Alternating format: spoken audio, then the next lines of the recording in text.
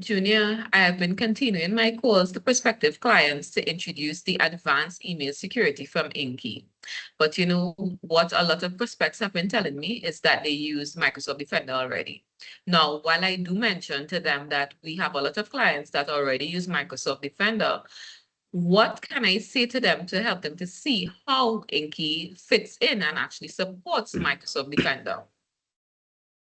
Right, so INKY is not really a replacement for Microsoft Defender, it's an additional tool. So while INKY does a lot of the stuff that Microsoft Defender does for email, it also have additional stuff that it does.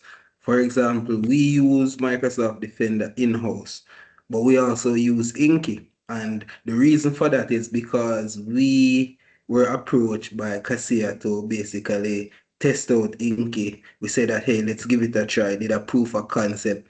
And we were surprised because there was a lot of stuff that passed through Microsoft Defender that INKY basically blocked and quarantined and gave us some different insight into what was going on. So based on integration, it is very easy to integrate Microsoft Defender with INKY. So it's not really a replacement. It's just something that will complement and make your security even better because we provide Microsoft security and service to persons.